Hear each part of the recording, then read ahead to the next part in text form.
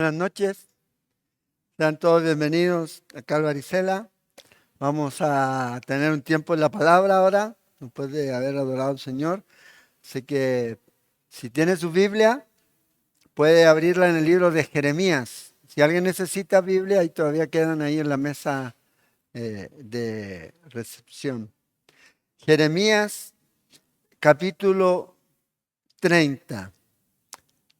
Como ustedes saben, nosotros vamos a través de la Biblia, entonces ese es el libro en el que estamos estudiando.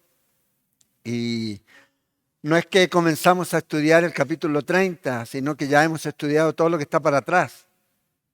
Desde el capítulo 29 hasta Génesis 1. ¿Ya? Eso sí, hace 20 años atrás, cuando comenzamos a estudiar Génesis. Y ahora estamos aquí en Jeremías y estamos llegando no al final todavía del Nuevo Testamento. Yo creo el Antiguo Testamento. Yo creo que nos faltan varios meses y años para terminar el Antiguo Testamento. Imagínense, Jeremías, el Nuevo Testamento lo terminamos en, ¿qué? 19 años, completo. Todo, desde Mateo a Apocalipsis. Entonces lo que estamos haciendo en los domingos es volver otra vez. Estamos iniciando por segunda vez. Si usted viene con nosotros y está en Mateo, está iniciando la segunda vez que vamos a pasar por el Nuevo Testamento. Y aquí todavía estamos en la primera, así que todavía quedan libros muy largos como Jeremías, ¿verdad? Ezequiel, los profetas menores, ya, que vamos a ver y lo que nos queda todavía. Entonces, si usted quiere tener acceso, no todo está en la página web, pero sí hay muchos libros que sí están ahí, los salmos completos, el libro de Job, Proverbios, ya, el libro de Isaías, libros que hemos hecho del Antiguo Testamento, como estamos haciendo con el de Jeremías, capítulo a capítulo, verso a verso. Yo creo que eso es algo importante, especialmente para contextualizar, porque generalmente hay ciertos cristianos que citan la Biblia, pero citan sin conocer el contexto de lo que están citando o en dónde está tal o cual pasaje. Entonces, por eso es importante que usted conozca el contexto. Por ejemplo, siempre digo yo, la gente siempre dice que Dios quiere que seamos cabeza y no cola.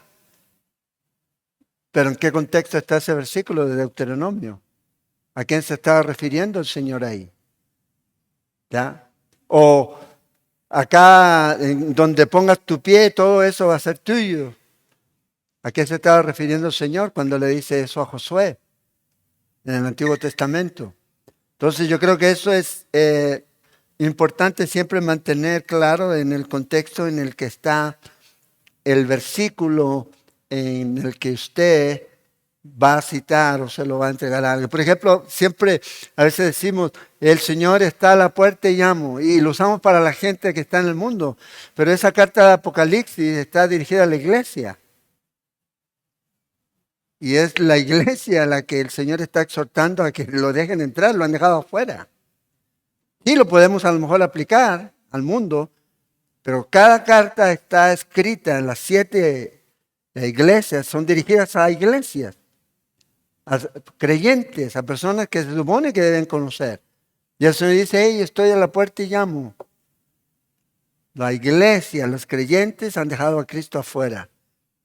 Y esa es la invitación. Entonces, siempre es importante que nosotros podamos tener el contexto en el que estamos. Y aquí en el capítulo 30, en el versículo, vamos a retomar en el versículo 7, pero vamos a repasar lo que hemos visto hasta aquí en este capítulo. Y aquí el profeta Jeremías, después de haber profetizado y de haber sido puesto en prisión, producto de lo que él estaba diciendo, porque la profecía de Jeremías es una profecía que está llamando al pueblo a arrepentirse, a venir al Señor. ¿Por qué? Porque venía a Babilonia y los iba a llevar cautivos. Bueno, aquí ya el punto está en que ya la situación ya se dio. Entonces, en este capítulo 30, el Señor da una profecía a Jeremías que tiene para muchos un cumplimiento inmediato, cercano, pero también un cumplimiento a largo plazo. O sea, hay algo de aquí de esta profecía que no se ha cumplido todavía y se va a cumplir. Y eso es lo que nosotros hemos mirado aquí. Y tiene que ver con el tiempo de tribulación que viene para el pueblo de Israel. Ya dice un día grande. ¿Cuál día tan grande como el que va a venir que no se puede comparar con ningún otro? Tiempo de angustia para Jacob. Entonces está hablando aquí a la nación de Israel. Pero también dice que de ese día lo librará el Señor. Entonces hay un tiempo en donde el pueblo de Israel va a sufrir, pero a la vez también el Señor les da esperanza, los va a rescatar. ¿Eso qué quiere decir? Que Dios no ha terminado con Israel todavía. O sea, Dios, usted y yo somos la iglesia, no somos Israel.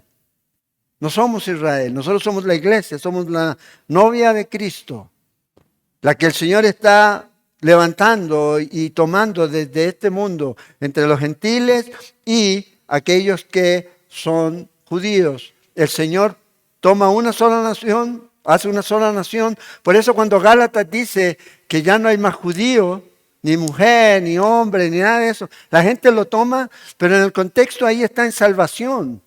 O sea, todos son salvos de la misma manera y es por fe, por medio de la obra de Cristo Jesús.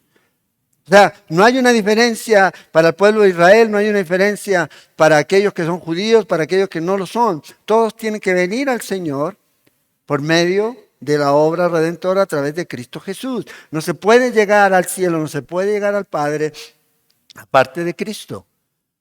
Entonces aquí el Señor está enfocándose y en el contexto aquí esto es para Israel, preparando a Israel para la venida del Mesías, pero no la primera venida, sino la segunda, cuando el Señor regrese por segunda vez a establecer su reino.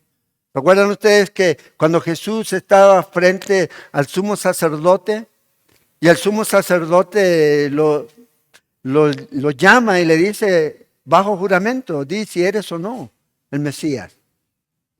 Le dije, lo soy, le dice. Tú lo dices.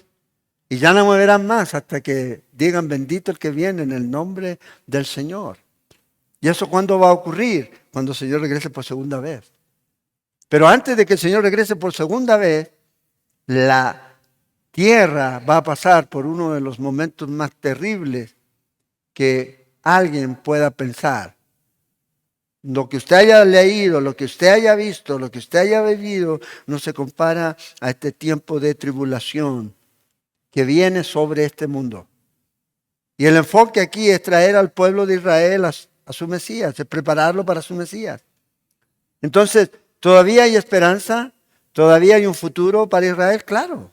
Y es lo que la Biblia dice. Y más adelante nosotros vamos a ver eso en este mismo libro. La promesa que el Señor le hizo a Israel. El Señor dice, mientras usted vea el sol, mientras usted vea las lumbreras en la noche, las estrellas, mi pacto sigue vigente con Israel. O sea, el día que usted se levante y ya no haya más sol, o en la noche usted ya la luna desaparece, o ya no vea las estrellas, desaparecen. Entonces eso quiere decir que Dios ya no va a tratar más con Israel. Pero como eso no va a pasar, Dios sigue tratando con Israel. Dios va a tratar con ellos como nación. Ahora, individualmente, con cada judío que venga a Cristo Jesús, así como usted y yo, de la misma manera, creyendo en Cristo, en la obra que Él hizo. Entonces, este capítulo es el libro que se conoce para algunos como el libro de la consolación, capítulo 30 al 33, 31 al 33. El 30 es como esta introducción. Fíjense aquí lo que dice en el versículo 1 del capítulo 30, y vamos a leer rápidamente. Ustedes pueden repasar el estudio, ahí está en la página de lo que ya miramos. Aquí dice palabra de Jehová que vino a Jeremías diciendo, así habló Jehová, Dios de Israel, diciendo, escríbete en un libro todas las palabras que te he hablado. Entonces el Señor le da una orden aquí a Jeremías, le dice, profetiza, pero a la vez escribe, guarda registro. Este es el registro que nosotros tenemos. Esto es lo que usted y yo estamos leyendo. Porque he aquí, vienen días, y aquí está el Señor hablando de lo que se viene en el tiempo del fin. Dice Jehová, en que haré volver a los cautivos de mi pueblo Israel. Y ya hablamos acerca de eso, cuando el pueblo de Israel era una sola nación, ya gobernada por el último rey, que era Salomón. Ya después vino su hijo, ya Roboam, y el reino se dividió. Se dividió y se fueron 10 tribus, se fueron con Jeroboam y las otras se quedaron con Roboam, con el hijo de Salomón, las otras dos. Y de ahí pasó a llamarse en esas 10 tribus como Israel y las otras dos como Judá. Y aquí el Señor está haciendo referencia que vienen días, dice, en que haré volver a los cautivos de mi pueblo, a Israel y a Judá. O sea, aquí está diciendo a mi nación unida, ya no más dividida en dos reinos, sino que sencillamente en una sola nación. Ha dicho Jehová, y los traeré a la tierra que di a sus padres y la disfrutarán. Entonces dice aquel día. Y la referencia aquí es a estos eventos al fin que van a ocurrir al final de los tiempos.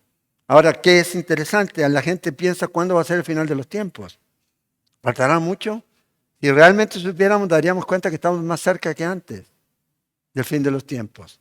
Ahora, a lo mejor el fin de los tiempos de que se acabe todo en esta humanidad, no, pero puede estar cerca el fin de tu tiempo sobre esta tierra, aquí. Lo importante es que estés preparado cuando llegue ese día.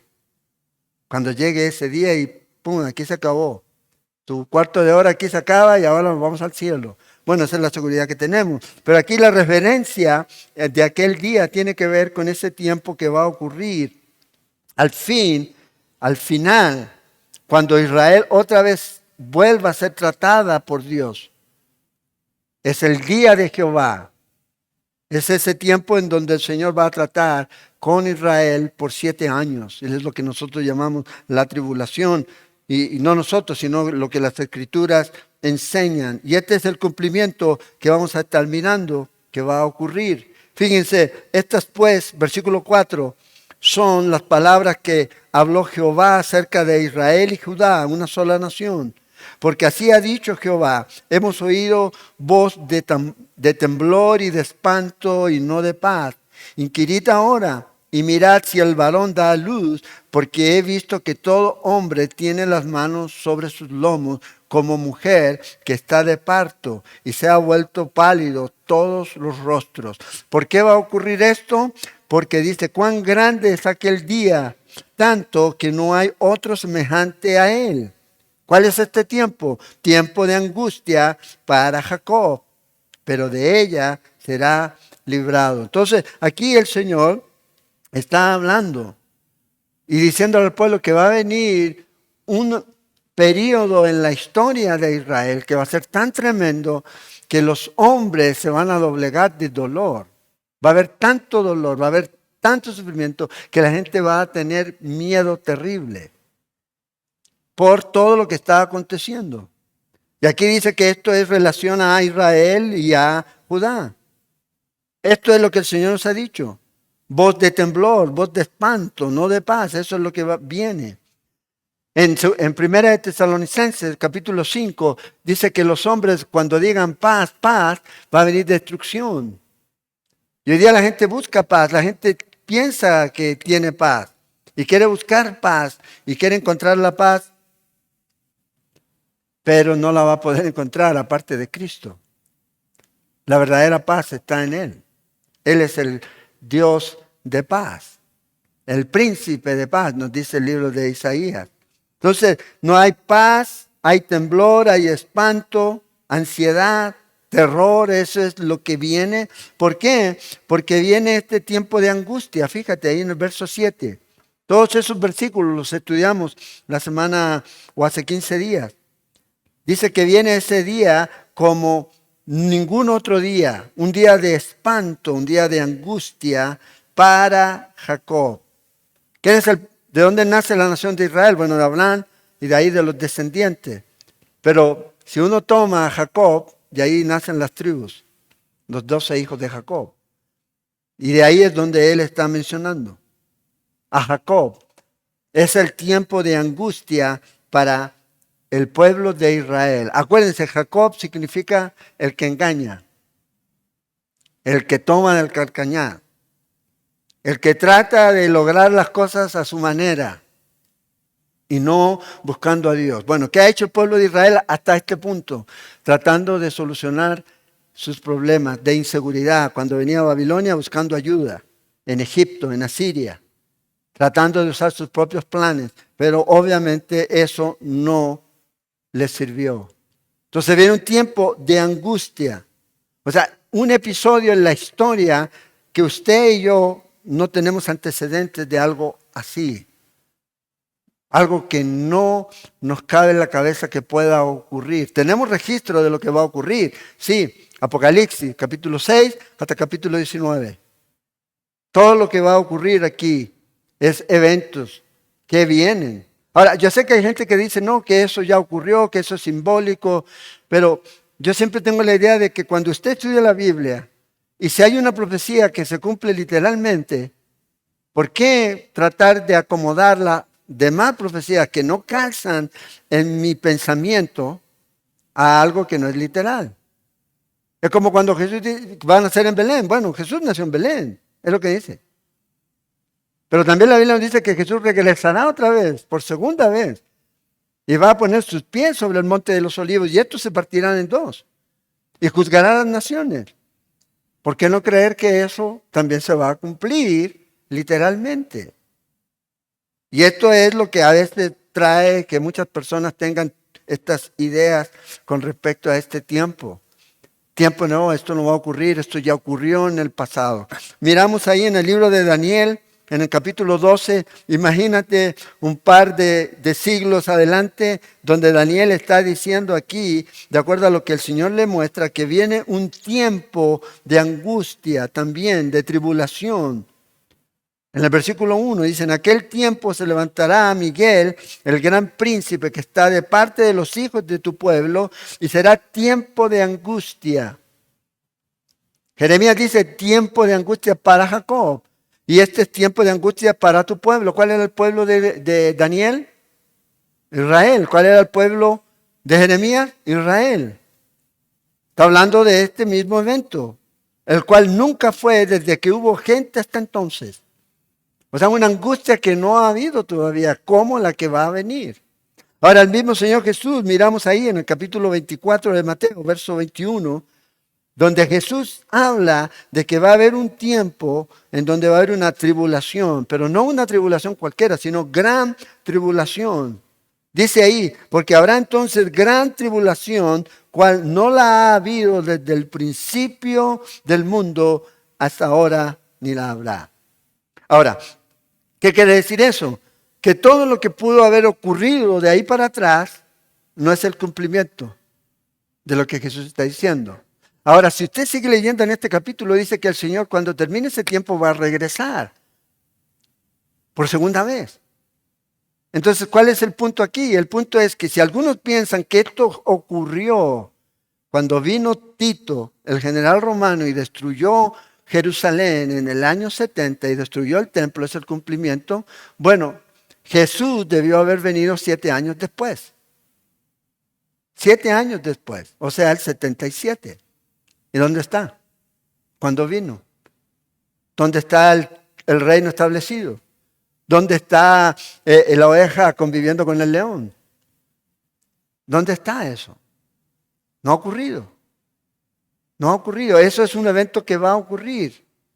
Y lo importante aquí es entender que cuando el Señor está diciendo esto, más adelante nos da un antecedente mucho más importante aún también.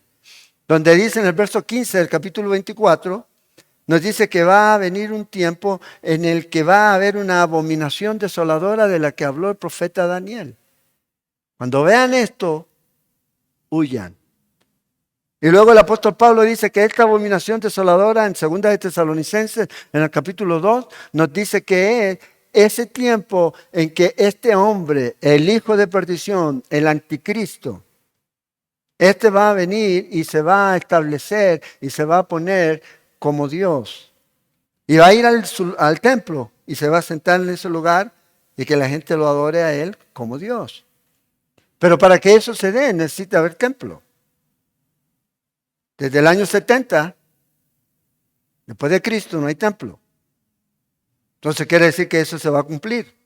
Usted va a Israel o no necesita ir a Israel, puede ir a Google Maps y pone ahí el monte del templo y va a ver usted la explanada donde está este asunto de la mezquita que está ahí y no hay templo. Eso quiere decir que el templo va a tener que ser reconstruido. Ahora, en el capítulo 9 de Daniel, nos dice ahí, en el verso 27, dice, y por otra semana confirmará el pacto con muchos. Daniel identifica este periodo de angustia de Jacob como un periodo de una semana, o sea, 7 años. Y en estos 7 años dice aquí que va a haber un pacto en donde este príncipe que ha de venir va a hacer un pacto con muchos. En el contexto, los muchos son aquí Israel. Y dice, a la mitad de semana hará cesar el sacrificio y la ofrenda. O sea, para hacer cesar el sacrificio y la ofrenda, ¿qué se necesita? Templo. Porque los judíos no pueden hacer sacrificios. ¿Dónde lo hacen? Y es una buena pregunta que usted le puede hacer a un judío. ¿Qué haces tú con el problema del pecado? ¿Cómo lo expías? Porque sin derramamiento de sangre no hay remisión de pecado. Y ellos, el único lugar donde podían hacer eso era ¿dónde? En el templo. Es ahí. Entonces hay un problema. Entonces ellos están en que buenas obras y esto y van ahí acomodándose a ser buenas personas. Pero nadie va a ir al cielo por ser buenas personas. Todos vamos al cielo porque somos malas personas, pecadores, que hemos creído en Cristo Jesús y nos hemos arrepentido de nuestro pecado. Nadie que se cree bueno va a venir a Jesús. No lo necesita. No lo necesita. Y esa es la obra que hace el Espíritu Santo. Trae convicción de pecado. ¿Cuál? El que no han creído en Cristo Jesús. Entonces, el apóstol Pablo, así como los escritores de los evangelios, hablan acerca de ese periodo. Mateo 24, en Marcos 13, en Lucas 21. Hablan de ese periodo de tribulación como nunca antes. Va a venir, aún no ha ocurrido. Y esto es lo que el Señor dejó claro ahí que iba a ocurrir. Y esto es lo que aquí este hombre Jeremías está diciendo que es un tiempo de angustia para Jacob. Entonces usted piense cuál es el periodo en la historia que para usted ha sido más terrible. Uno puede leer para atrás, ¿verdad? Y darse las guerras, la Segunda Guerra, la bomba, ¿verdad? Ahí en Hiroshima, en Nagasaki y todo eso. Ya el holocausto al pueblo de Israel por los nazis.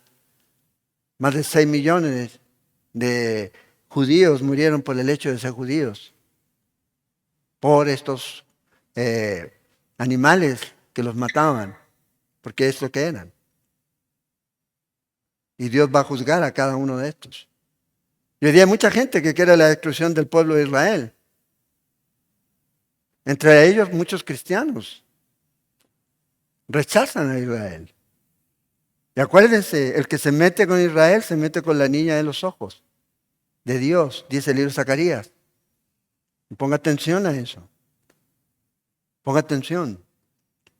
Ahora la gente, lamentablemente, en lo mediático, ¿cuál es la información que usted ve?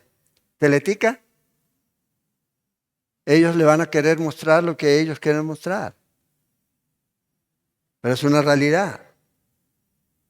Hay un trasfondo mucho más profundo y hay que, obviamente, como alguien por ahí, hay que leer. Y hay que investigar aquí. Entonces, el pueblo de Israel todavía tiene que sufrir. Su sufrimiento no ha terminado. Y la razón del por qué viene todo esto es porque ellos rechazaron a su Mesías.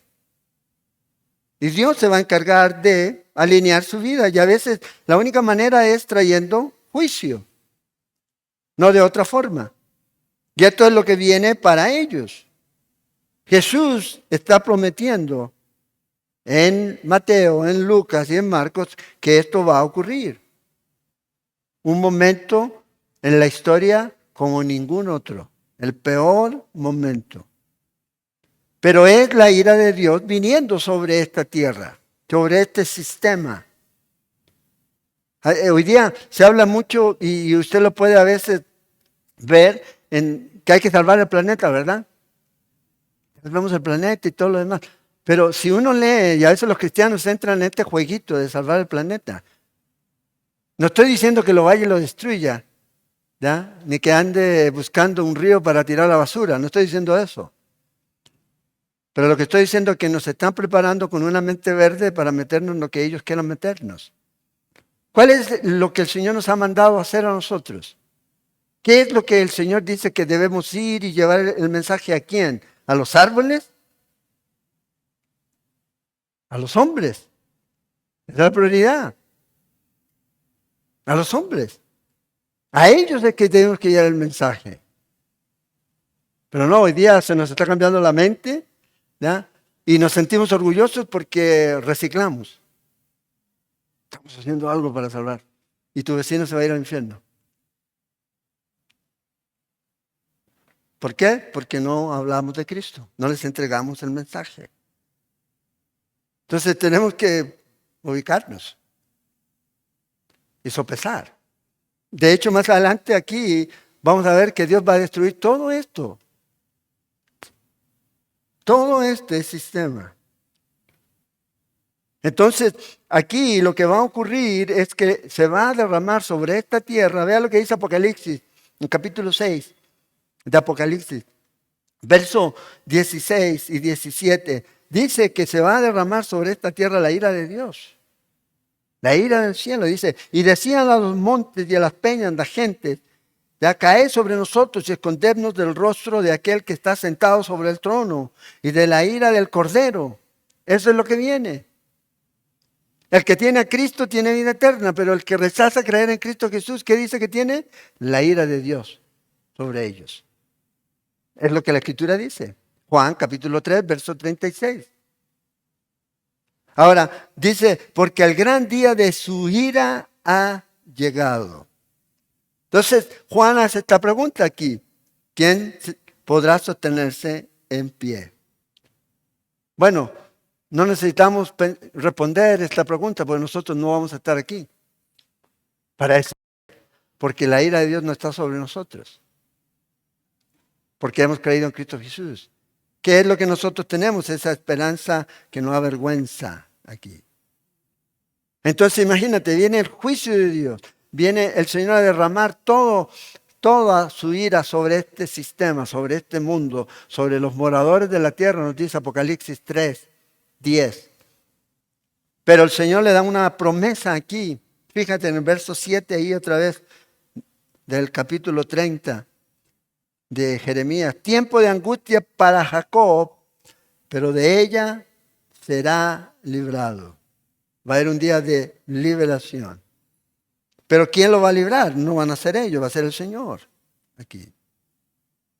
Así como ellos van a regresar de Babilonia, así también en los últimos tiempos el Señor los va a rescatar. ¿Pero a quiénes? A quienes que crean y reconozcan a Jesús como el Mesías. ¿Por qué van a tener que creer? Van a tener testigos. Sí, claro, van a haber 2 testigos, van a estar los 144,000, que no son los testigos de Jehová, sino 144,000 judíos que van a estar dando testimonio. Y mucha gente va a estar dando testimonio. Aquellos hombres y mujeres que a lo mejor nunca recibieron a Jesús y ahora van a creer. Van a creer. Entonces, el Señor dice que Él los va a librar. Entonces, la tribulación y la gran tribulación es de preparación. ¿Para qué? Para Israel. ¿Para qué? Para que reciban a su Mesías. Eso es lo que el Señor va a hacer. Por eso dice, 70 semanas están determinadas para tu pueblo y para tu santa ciudad. Daniel 9:24. Es lo que el Señor nos dice. Y cuando esto ocurra es porque el Señor va a regresar por segunda vez. Mira lo que dice Zacarías. Zacarías 12, versículo 10. Ahora, si usted lee el contexto, y eso es importante cuando uno lee el contexto, ¿quién es el que está hablando aquí en Zacarías 12? Es Jehová. Es Jehová el que está hablando. Entonces aquí hay una buena pregunta para aquellos que son amigos de testigos de Jehová. ¿Usted tiene amigos de testigos de Jehová? Mira, leamos aquí, fíjense la pregunta que puede salir aquí. Y derramaré sobre la casa de David. ¿Quién está hablando? Es Jehová el que está hablando. Lea el contexto, lea para arriba. Y dice aquí, y sobre los moradores de Jerusalén, espíritu de gracia y de oración. Y mirarán a mí. ¿Quién es este mí? Es Jehová. ¿Y quién es este mí? ¿Qué tiene particular este mí? Dice, a quien traspasaron. ¿Cuándo Jehová fue traspasado? ¿Cuándo Jehová fue crucificado? Y llorarán como se llora por hijo unigénito, afligiéndose por él como quien se aflige por el primogénito. En aquel día habrá gran llanto en Jerusalén, como el llanto de Adramón en el valle de Megiddo, y la tierra lamentará cada linaje aparte, los descendientes de la casa de David por sí, y ahí comienza a mencionar a cada uno de los descendientes. Todos, dice, los otros linajes, cada uno por sí y sus mujeres por sí. Y luego, en el verso 1 del capítulo 13 de Zacarías dice, y en aquel tiempo, ¿en cuál tiempo? En el tiempo en que vean al que traspasaron venir. Porque está en este contexto. ¿Y qué va a ocurrir? Habrá un manantial abierto para la casa de David y para los habitantes de Jerusalén, para la purificación del pecado y la inmundicia. ¿Cuándo va a ocurrir esto? En ese tiempo, cuando el Señor regrese por segunda vez. Y van a mirar al que fue traspasado. Y le van a decir, Señor, ¿dónde te hicieron estas heridas? En la casa de mis hermanos. Es Jesucristo regresando. Por cumplir o para cumplir todas sus profecías y cumplir todas las promesas que Él hizo. ¿Cuál es la promesa que el Señor le hizo en 2 de Samuel, capítulo 7, al rey David? Del verso 12 en adelante, Él habla acerca de que Él va a tener un descendiente que se va a sentar en el trono eterno. No era Salomón, es Jesucristo. Él es el Mesías. Él es el Rey de Reyes y que va a gobernar sobre esta tierra. Ahora nosotros vamos a estar gobernando con Él aquí. Entonces fíjese que es interesante. Desde que Israel es nación, ha sido odiado. Por sí o por no. Y hablo no desde 1948. Hablo desde antes. Desde que Dios dio la promesa y comenzó Dios a preparar todo para que esta nación se constituyera en la tierra que Él les prometió, donde fluye leche y miel. Ahí en lo que para algunos dicen es Palestina. ¿No? Y yo sé, a veces le van a mostrar un mapa de 1900, ve ahí, en ninguna parte dice Israel, dice Palestina, pero si buscas en ese mapa tampoco aparece Pakistán. Entonces, ¿qué? ¿No existían? Ahí los tienes. Y cada uno va a hacer de acuerdo a cómo le acomode el asunto. Pero el Señor les va a dar a ellos y les ha dado a ellos esa tierra. Y el Señor les va a cumplir la promesa que hizo a David y a todos los descendientes. Porque el Señor no es hombre para que cambie. Pero ¿qué ha ocurrido? Que como Satanás odia lo que Dios ama, entonces Satanás ha atacado a Israel. Ahora, usted se puede preguntar, ¿por qué a veces me va tan mal? ¿Por qué a veces tengo tantas luchas? Bueno, Dios lo ama. Y usted es un blanco. Usted tiene un blanco aquí en su frente del enemigo. Porque el enemigo va a odiar lo que Dios ama. Lo que Dios ha escogido. Y la nación de Israel es el pueblo de Dios y Dios lo escogió. Yo sé que hay gente que no le gusta eso, pero es lo que la Biblia dice. Y no lo escogió porque fuera el más grande de los pueblos o Abraham fuera el hombre más religioso, sino que Josué nos dice que venía de un mundo pagano. Es lo que nos dice el libro de Josué en el capítulo 24. Dios lo escogió y Dios fue preparando para el establecimiento de esta nación. Y Dios la trajo, Dios la cuidó y ahí creció. ¿Y qué ha hecho Satanás y el mundo? Atacarla. Porque Dios la ama. Y esto es lo que va a ocurrir. Y esto es algo lo que usted y yo debemos estar siempre claros. Satanás nos odia. Porque Dios nos ama. ¿Se acuerdan ahí cuando el Señor estaba en el Evangelio de Juan orando y Él dice esto? Si el mundo me aborreció a mí, ¿por qué la iglesia hoy día pretende de que el mundo la ame? ¿Qué dijo el Señor? Si a mí me aborrecieron, a ustedes también los van a aborrecer. O sea, si nos mantenemos firmes en enseñar y creer y vivir lo que Dios nos ha dejado en su palabra, el mundo no nos va a amar. Vamos a ser incómodos para el mundo. Porque nosotros no queremos arreglar lo superficial del mundo. Nosotros no queremos arreglar problema social, problema económico, problema de educación. Que no digo que no sean importantes, pero ninguna de esas cosas que si usted las puede arreglar va a llevar a alguien al cielo. Ni va a cambiar la conducta de nadie. Y para poder realmente hacer un cambio importante en este mundo, necesitamos mostrarle al mundo que necesita a Jesús. Y para que ellos puedan darse cuenta que necesitan a Jesús, necesitan reconocer que son pecadores y que están perdidos y que van al infierno. Y que tienen que dejar, obviamente, esas prácticas que ellos están teniendo. Entonces, obviamente, el mundo no quiere escuchar eso. Entonces, ¿qué hace la iglesia? La iglesia, obviamente, va a suavizar el mensaje. ¿Para qué tan duro, pastor? Yo no quiero que nadie llegue al infierno y diga, yo estuve en Calvary Cela y nunca hablaron del infierno. Nunca hablaron del pecado. Nunca hablaron de que tenía que arrepentirme. Que nombran otras iglesias, que las deben haber, que no mencionan nada de eso. Que la persona dice, wow, cuando fui ahí yo escuché clarito. Y aún así rechacé. Y ahora estoy aquí. Entonces, Satanás va a tratar de destruir a Israel, lo ha tratado de destruir, y esto va a seguir y seguir. Pero obviamente no va a poder, porque Dios todavía tiene un plan para Israel.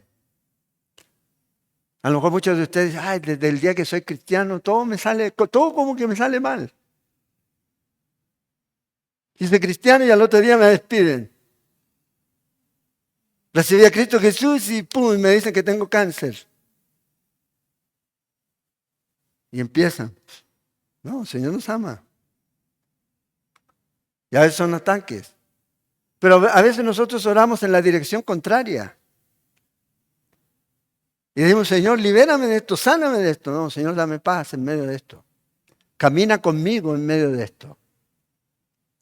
Eso hace la diferencia. Porque caminarlo solo, ahí está hablando el Señor. Vea, caminando solo es difícil, pero con Él es totalmente diferente. Que Él venga y te diga, yo soy tu pastor y nada te faltará. Yo voy a estar contigo. Tranquilo. Tranquila. Que lo peor que te puede pasar es que vengas al cielo rápido. A estar conmigo. Acuérdense, Filipenses 4, 6 y 7. Por nada estéis afanosos si no sean conocidas vuestras peticiones delante de Dios en toda oración y ruego con acción de gracias. Y la paz de Dios. Eso es lo que necesitamos. La paz de Dios. Tenemos la paz con Dios. Romanos 5:1. Que es la paz de justificación. En la que usted ahora puede estar en paz con Dios. Y tener comunión con Él. Pero también Dios nos dice que Él nos va a dar su paz. La paz de Dios. ¿En medio de qué? En medio de las tribulaciones, en medio de las peticiones en las que estemos pidiendo al Señor que nos ayude, Él nos da paz. Una paz que sobrepasa todo entendimiento. Y vea lo que dice, y guardará vuestros corazones y vuestros pensamientos en Cristo Jesús. La paz de Dios siempre nos va a llevar a Cristo, no a alejarnos de Cristo. Porque es ahí donde necesitamos estar enfocados, en Cristo. Nuestros corazones guardados en Cristo, nuestros pensamientos guardados en Cristo. Y cuando usted está en Cristo hay paz. Si usted no está en Cristo, está como esos juegos artificiales que venden los chinos. Para todos lados. Como loco. Y nadie está diciendo que a lo mejor no es difícil lo que usted puede estar viviendo. Yo no lo sé, no lo conozco. Pero Cristo sí. Y Él puede darle la paz. Entonces, si usted está viviendo una situación difícil, bueno, confíe en el Señor. El pueblo de Israel, volviendo aquí, va a tener que sufrir. Ellos aún siguen siendo el objeto del amor de Dios. Ellos siguen siendo eso. Y usted como hijo de Dios sigue siendo el objeto del amor de Dios. Y recuerde, Dios lo ama. Nunca tome a Dios como que lo odia a usted o que está en contra de usted. No, Él está por usted, para usted. Y si ha creído en Él, está en usted. Y eso le puede dar a usted seguridad. Seguridad. Recuerda, mayor es el que está en nosotros que el que está en el mundo. 1 Juan 4:4. Esa es la promesa que tenemos. Y aquí dice en el versículo 8, en aquel día, es un término profético que está siendo usado no solamente por Jeremías, que lo usa un par de veces, pero también por los otros profetas, a través de sus escritos aquí. Entonces, dice en aquel día, apuntando hacia la restauración, al final del tiempo de la nación de Israel, dice Jehová de los ejércitos, yo quebraré su yugo de tu cuello y romperé sus coyundas y extranjeros no lo volverán más a poner en servidumbre. ¿Quién va a hacerlo? Dios. A nosotros nos gusta pelear las batallas. Cuando Él dice, hey, yo peleo tus batallas. Su estrategia, su plan. Él es el capitán de los ejércitos. Él es el que puede vencer, yo no. Entonces el Señor dice, hey, en aquel día, dice Jehová, yo voy a hacerlo. Así como el Señor se lo dice al pueblo de Israel y ellos lo van a creer en su momento y lo van a vivir, así también el Señor nos dice, hey, yo peleo por ti. Deja de pelear tú. En tus fuerzas, en tus habilidades, en tus capacidades. Él es el que pelea nuestras batallas. Y cuando Él pelea nuestras batallas, ¿hay derrotas? ¿Puede perder Él? No.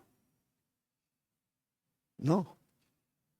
Y nos va a ayudar y nos va a sostener aquí. Fíjate, dice aquí que esta victoria está garantizada. Cuando el Señor está por usted, no hay derrota. No puede haber derrota. El Señor está ahí diciendo, hey, yo voy a pelear por ustedes. Bueno. ¿Qué dice Pablo a los romanos en Romanos 8? Si Él es por nosotros, ¿quién contra nosotros? Y lo leemos, suena bonito, ¿verdad? El asunto es si lo creemos. Y si lo vivimos. Es que ese es el asunto. Es llevar la Biblia de aquí a aquí y aquí. A vivirla. Que la teología, como decía un famoso escritor, no solamente esté en las aulas de clase, sino que camine por las calles. El conocimiento de Dios debe ser reflejado en nuestro vivir. En nuestro vivir. Y Él es el que pelea, Él es el que gana, y esto es lo que el Señor les está diciendo a ellos. Va a romper sus ataduras, extranjeros nunca más los van a esclavizar. Siguen ellos y siguen ellos, ¿ya? Luchando y luchando. Y usted ve siempre Israel en el momento en que volvió a ser nación en 1948, al día siguiente, ¡pum!, lo querían hacer desaparecer. Vamos a leer la historia. Y algo impensable, nunca se pensó que algo que recién, una nación que estaba recién naciendo, sin ejército, sin preparación, vencieran. No se lo esperaban. 48, 52, 67, 73, 82, y ahí están. Y ahora menos. Pero el asunto es que mientras ellos sigan confiando en ellos, el Señor los va a llevar a un punto en donde van a decir, Señor, sálvanos, que perecemos. Tenemos toda la tecnología, tenemos todo el armamento, tenemos todo para defendernos. Pero va a llegar un día en donde van a tener que clamar. Y el Señor va a pelear sus batallas. Dice el versículo 9,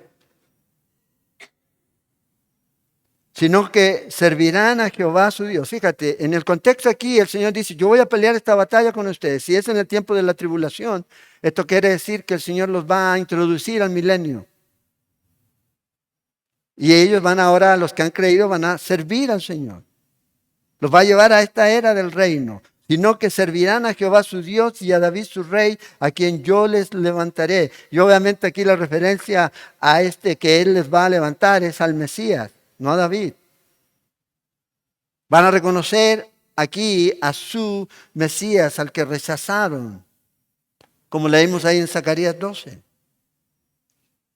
En Zacarías 13:6 dice, cuando regrese el Señor le van a preguntar, ¿qué heridas son estas en tus manos? Y él responderá, con ellas fui herido en la casa de mis amigos, hablando con el pueblo de Israel. Esta es la promesa del nuevo pacto que se va a cumplir. Jeremías 31, lo vamos a estudiar en un par de semanas. Este nuevo pacto. Y el Mesías, Jesús, no David, es Jesús el que va a reinar. Hijo de David, descendiente. Rey de reyes, este es el que va a reinar. Y va a reinar sobre esta tierra por 1000 años. Ahora, ¿ustedes saben lo que son 1000 años? Bastante tiempo, ¿verdad? Pero no lo entendemos por completo. Sí, 90 años, usted ve a alguien de 90, wow. Y si lo ve en buenas condiciones, wow, qué bueno. Por ejemplo, ya mi suegra, 95 va a cumplir, si Dios lo permite, en enero. Y está bien. Yo le dije, wow, llegar a los 95 así, cualquiera. Pero después, 100. Y ya después hay personas que a lo mejor no pueden caminar y usted los ve deteriorados. Pero imagínense 1000 años. Entonces, por eso es que esto no puede ser literal. Esto tiene que ser simbólico. Pero no es así. Vea lo que dice el libro de Apocalipsis. Vamos a ir a Apocalipsis, voy a terminar aquí. En el capítulo 20 de Apocalipsis, y usted puede ver acerca de la era del reino en Isaías 2, Isaías 66, Isaías 35, Oseas 2 y muchos otros escritos. Pero aquí, en Apocalipsis, en el capítulo 20, al final de la tribulación, cuando el Señor regresa, capítulo 19, dice el versículo 1, vi un ángel que descendía del cielo con la llave del abismo y una gran cadena en la mano, y prendió al dragón, la serpiente antigua, que es el diablo y Satanás. Y si tiene su Biblia, va marcando. Y lo ató por 1000 años. Uno, podría decir, 1000 años, simbólico. Sigamos leyendo. Y lo arrojó al abismo y lo encerró y puso su sello sobre él para que no engañase más a las naciones hasta que fuesen cumplidos 1000 años. Otra vez. Lo ataron a Satanás. Hay gente que ata a Satanás, pero como les he dicho, tiene una cuerda demasiado larga. Porque usted ve cómo está el mundo. Pero en este, ni usted ni yo lo va a atar. Ni siquiera Jesús. Es un ángel. Lo ata y lo encadena en el abismo, en el Tártaro por 1000 años y lo arroja ahí y va a estar ahí, dice, para que no engañe más a las naciones hasta que se fuesen cumplidos 1000 años. O sea, 1000 años. Dice que va a haber un cumplimiento de estos 1000 años. O sea, va a pasar un tiempo, un periodo de tiempo. Ahora, usted no ha visto a Satanás atado en ningún periodo de la historia, de los 6000 años de historia que nosotros vemos en la Biblia. Siempre suelto. Cosa de ver Job, Apocalipsis 12. Pero va a llegar un tiempo en donde va a estar atado.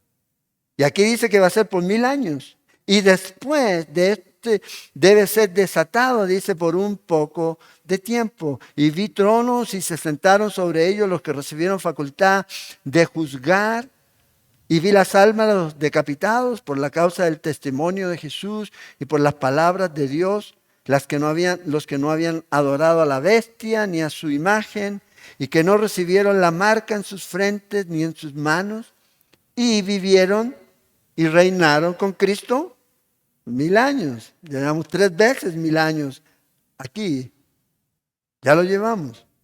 Pero los otros muertos no volvieron a vivir hasta que se cumplieran, ¿qué dice ahí? 1000 años. Otra vez. Se está hablando de un periodo de tiempo que, si lo repito muchas veces, o sea, esto es literal. 1000 años.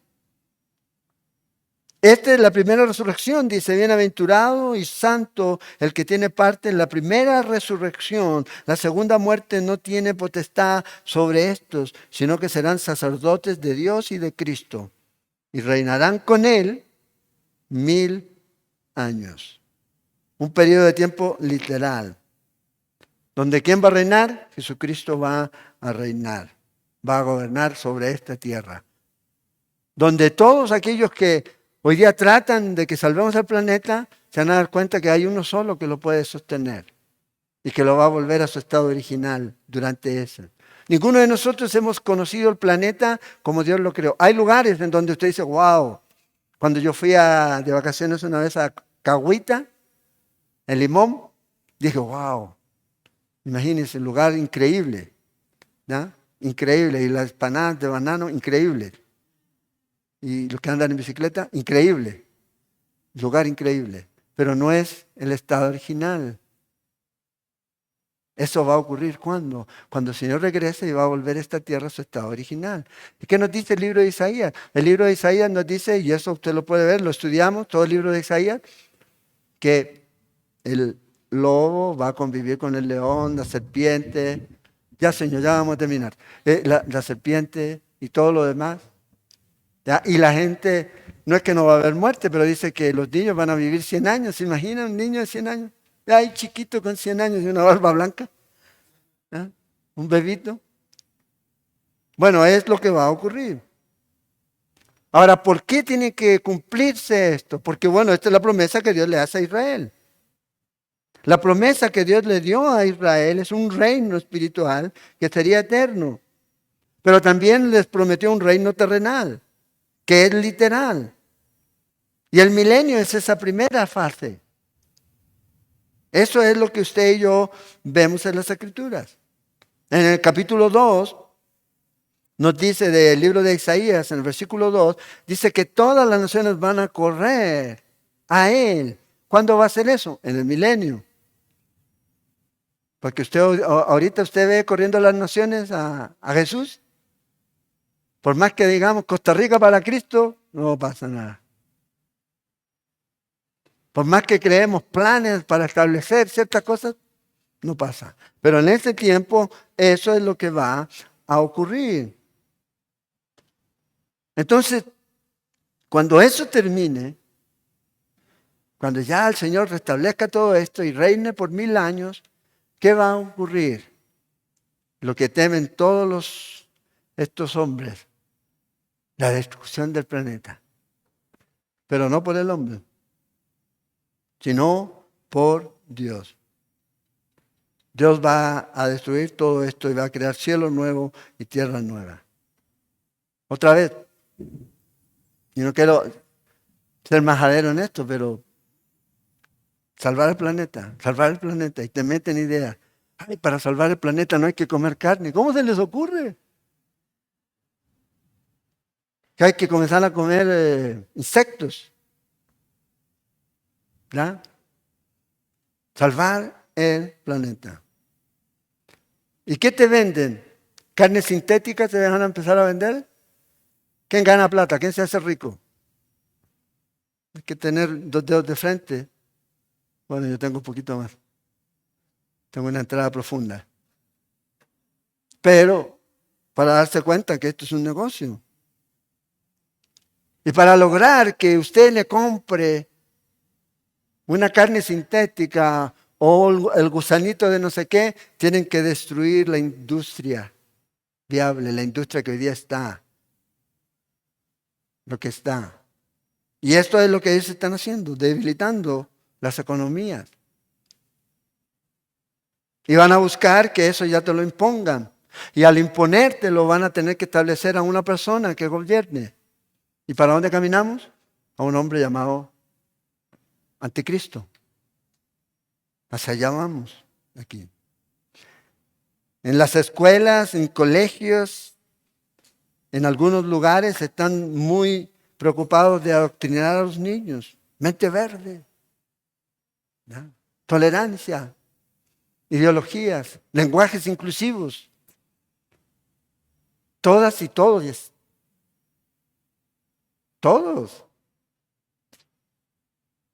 No era muy bueno en español yo, pero así me lo enseñaron. ¿Qué hace la diferencia? Y eso es lo que hoy día usted ve, lamentablemente. Una mente globalista. Esto es lo que te lleva ese lenguaje.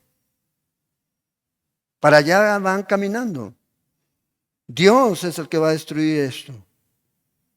Pero no todavía. Colosenses 1:17 dice, y Él es antes de todas las cosas y todas las cosas en Él subsisten. ¿Qué las tiene? Él las tiene mantenidas en unidad. En el momento en que Él suelte esto, esto se va a destruir. Entonces, hermanos, ¿en qué debemos enfocarnos? Bueno, la salvación de las personas. La salvación de las personas. Estamos demasiado enfocados a veces, como dije, en reciclar. Ya está bien. Yo lo hago. Pero debemos enfocarnos en lo que el Señor quiere para usted y para mí como prioridad. Entendiendo que un día todo esto va a desaparecer. Vean lo que dice Pedro, 2 Pedro 3:10. Pero el día del Señor vendrá como ladrón en la noche, en el cual los cielos pasarán con grande estruendo, y los elementos ardiendo serán deshechos, y la tierra y las obras que en ellas hay serán quemadas. Ahora, este día no ha llegado todavía. Entonces, ¿cuál es nuestro llamado hoy día? La gran comisión para cada creyente. Ir y hacer discípulos. Alcanzar a los que no están siendo alcanzados. Llevarles el mensaje de salvación. Y ese mensaje tiene que ver con Cristo, con el Evangelio. Que Él murió por todos y que la salvación está para todos. Nadie queda excluido de la salvación. Todos. Él es la propiciación por todos nuestros pecados, dice 1 Juan 2. Y ese es el mensaje. Y cuando eso pase, viene la destrucción, viene la segunda fase del reino eterno de Dios. La primera es el milenio. Después ya el juicio del trono blanco, todo nuevo, cielo nuevo y tierra nueva, y todo va otra vez a vivir con el Señor por siempre. Por siempre. Entonces, este tiempo en el que nosotros estamos viviendo es un tiempo muy importante. Podemos ser la última generación aquí en esta tierra. ¿Por qué el Señor no nos dijo cuándo iba a venir? ¿Por qué no nos dijo, sabes qué? Voy a ir el 19 de julio a las 3 de la tarde por la iglesia. ¿Por qué no del 2024? ¿Por qué no nos dijo eso? porque Él quiere que cada uno de nosotros tenga en su corazón y en su mente que puede ser la última generación en esta tierra. Usted puede ser la última persona en esta tierra que Dios va a usar para alcanzar al último hombre o mujer, joven o niño, para que venga a ser parte de la iglesia de Cristo. La plenitud, ¿ya?, de los gentiles. Cuando eso pase, Dios va a tratar con Israel. Mientras sigue tratando con todos, con su iglesia usándola para llevar el mensaje. Entonces, es el tiempo, llevar a Cristo a la gente. Ay, nosotros queremos esperar que la gente venga a Cristo. No va a ocurrir.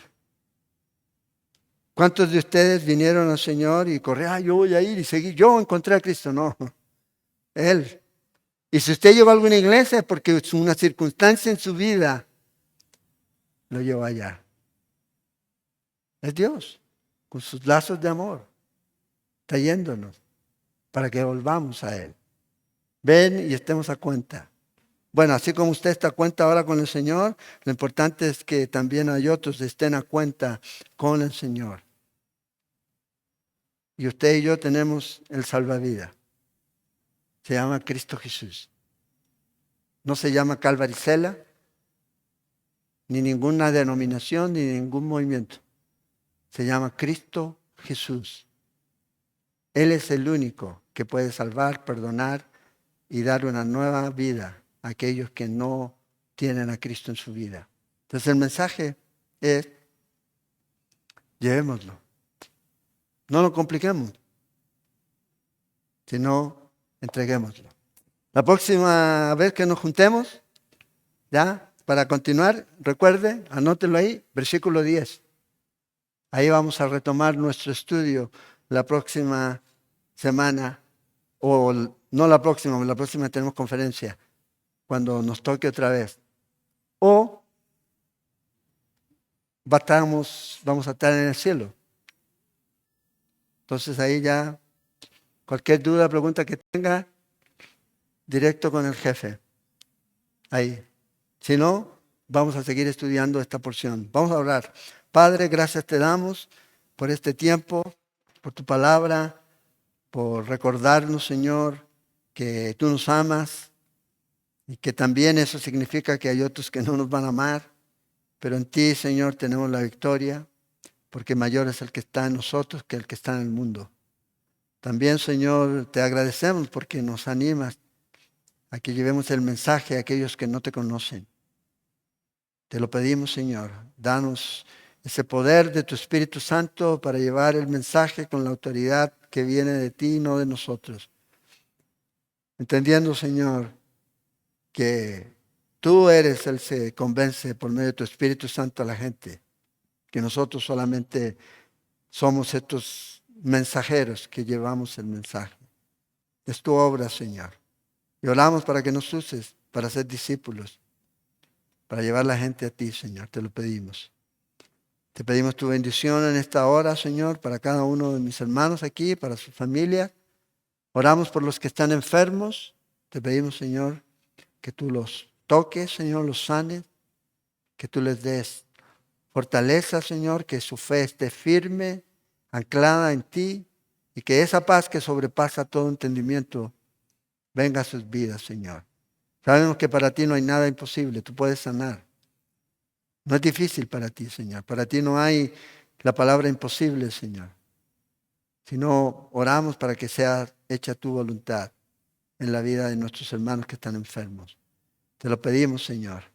Y oramos y pedimos que nos lleves con bien, que tengamos este fin de semana, podamos, Señor, ser útiles en lo que tú nos quieras usar y que volvamos el domingo, Señor, para congregarnos con gozo y con el deseo de conocer más de ti, Señor. Te lo pedimos y oramos, Señor. En el nombre de Jesús. Amén y amén.